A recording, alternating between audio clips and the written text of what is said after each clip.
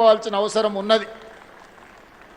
ఇవాళ ఆడబిడ్డలకున్న ఓటు హక్కు ఆనాడు పండిత్ జవహర్లాల్ నెహ్రూ గారు ఇచ్చింది.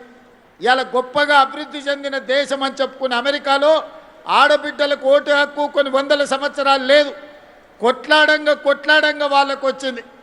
కానీ అడక్క ముందే ఆడబిడ్డకు ఆనాడు పండిత్ జవహర్లాల్ నెహ్రూ గారు ఆడబిడ్డకు ఓటు హక్కు ఇచ్చిండు. ఓటునే ఆయుధంగా మార్చి ఎన్నికలలో పాల్గొని ఈ దేశానికి మొట్టమొదటి మహిళా రాష్ట్రపతిగా ఆనాడు కాంగ్రెస్ పార్టీ నియమించింది.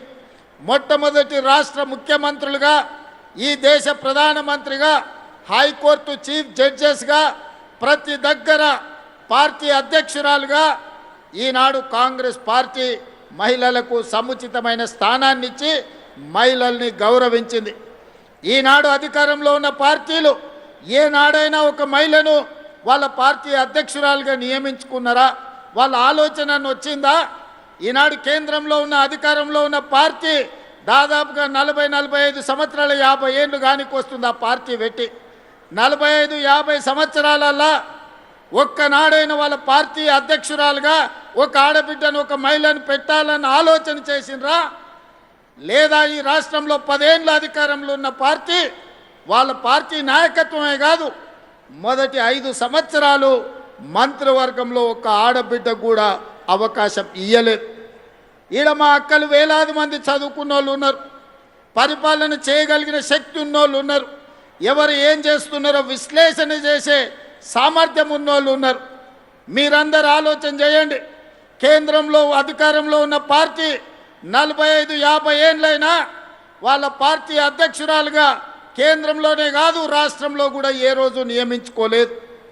10 ఏళ్ళు అధికారంలో ఉన్నోళ్ళు 5 ఏళ్ళు మంత్రి పదవి కూడా ఇయ్యలేదు.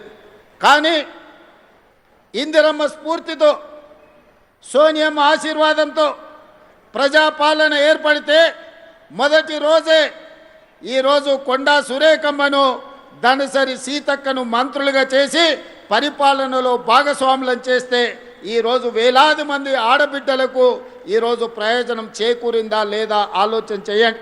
ఇవాళ సర్పంచులుగా, వార్డు మెంబర్లుగా, కౌన్సిలర్లుగా, మున్సిపల్ చైర్పర్సన్స్గా, మున్సిపల్ మేయర్గా గద్వాల విజయలక్ష్మి గారు హైదరాబాద్ నగరానికి మేయర్గా మహిళగా రాణించిండ్రు అంటే రాజీవ్ గాంధీ గారు స్థానిక సంస్థలలో ఆడబిడ్డలకు రిజర్వేషన్లు ఇచ్చిండు కాబట్టే ఈరోజు తెలంగాణ రాష్ట్రంలో 55-60% మహిళలు ప్రజాప్రతినిధులుగా ఈనాడు మీరు బాధ్యత నిర్వహించి సమర్థవంతమైన పరిపాలనను అందించగలిగిన శక్తి మీ దగ్గర ఉన్నదని ఈరోజు మీరు నిరూపించుకున్నారు.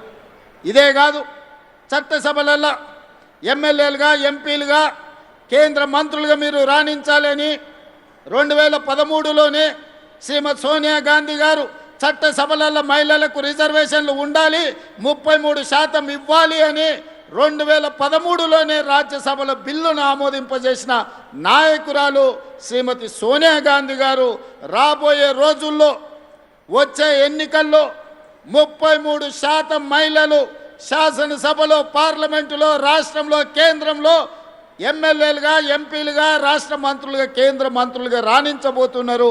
దీనికి ప్రధానమైన కారణం శ్రీమతి సోనియా గాంధీ గారని ఈనాడు మా ఆడబిడ్డలకు నేను గుర్తు చేస్తున్నా. అందుకే ఎప్పుడైతే ఇందిరమ్మ రాజ్యం వస్తుందో అప్పుడే మా ఆడబిడ్డలకు గుర్తింపు, గౌరవం ఉంటుంది.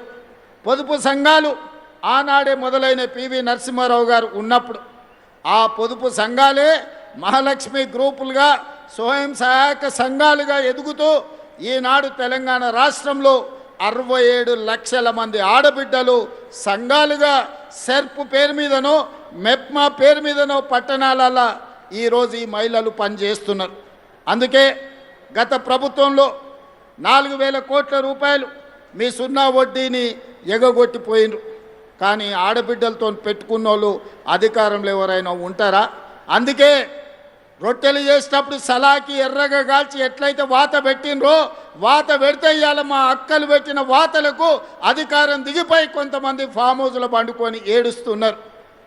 అలాంటి అక్కలు మీ ఆశీర్వాదంతో, మీ అండగా ఏర్పడ్డ ఈ ప్రభుత్వం 48 గంటల్లోనే డిసెంబర్ 9, 2023 నాడు మహాలక్ష్మి పథకం ద్వారా ఆర్టీసీ బస్సుల్లో ఆడబిడ్డలకు ఉచిత ప్రయాణాన్ని ఇవ్వాలి అని అసెంబ్లీ సాక్షిగా మొట్టమొదటి బస్సును ప్రారంభించి ఆ బస్సులో మా తోడబుట్టిన ఆడబిడ్డలను అందరినీ బస్సు ప్రయాణంలో తీసుకెళ్ళి జాతికి అంకితం చేసినాం.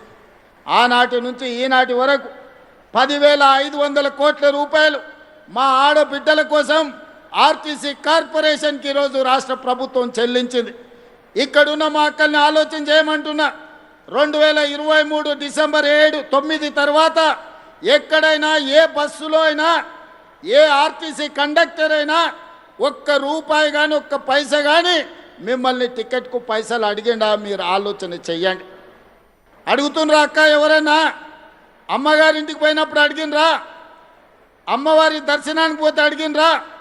హైదరాబాదు నగరానికి వస్తే అడిగినరా?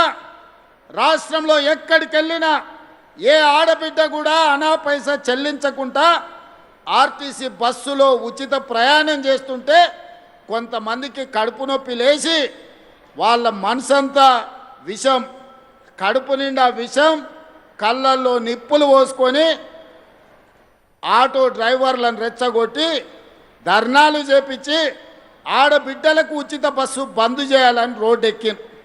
నేను ఆ ఇళ్ళ పిలిపించిన మా అక్కలకు, అక్క ఎవ్వడు రోడ్డు ఎక్కితే వాళ్ళ ఇంట్లోండే ఆడబిడ్డ బువ్వ బంధు పెట్టుర్రి, సలాకి కాల్చి వాతలు పెట్టుర్రని ఒక్క దెబ్బకే అర్థమైంది.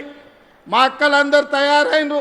ఒక్కరొక్కరిని జుట్టు పట్టుకొని వంగబెట్టి గుద్దే పరిస్థితి వచ్చిందని రెచ్చగొట్టిన రాజకీయ నాయకులు తేలుగుట్టిన దొంగల్లాక మంచం కింద దాచుకుంటున్నారు. ఇవాళ వాళ్ళ బాధ ఏందో నాకు అర్థమవుతలేదు. మా పిల్లలు చదువుకోనికే మంచిగా పోతురు. ఇంతకుముందు పక్కూరికి పోవాలంటే ఆడపిల్లని చదివించుకోవాలంటే బస్సు కిరాయితో పాటు ఎక్కడ పంపాలనో కష్టం ఉండే. ఇవాళ ఆడపిల్లలు గ్రామీణ ప్రాంతాలలో పక్క ఊరికి ఆర్టీసీ బస్సులు వెళ్ళి ఇవాళ చదువుకుంటున్నారు. పాఠశాలల్లో ఆడపిల్లల డ్రాప్అవుట్స్ తగ్గిపోయినాయి. ఈరోజు విద్యా శాతం పెరిగింది. ఆడపిల్లలు విద్యలో రాణిస్తారు. ఆడపిల్ల ఎప్పుడైతే చదువుకుంటుందో ఆ కుటుంబం బాగుపడుతుంది, ఆ కుటుంబం ఆర్థికంగా నిలబడుతుంది. అందుకే ఆడపిల్లల్ని చదువుకోవడానికి అవసరమైన సంపూర్ణమైన సహాయాన్ని ఈనాడు ఆడపిల్లలకు అందించినాం. ఇదే కాదు, గ్రామీణ ప్రాంతాలలో పాఠశాలలు ఉన్నాయి. గతంలో కాంట్రాక్టర్లకు ఇచ్చేటోళ్ళు చిన్న చిన్న పనులు ఉంటే మెయింటెనెన్స్ ఎవరికో ఇచ్చేది.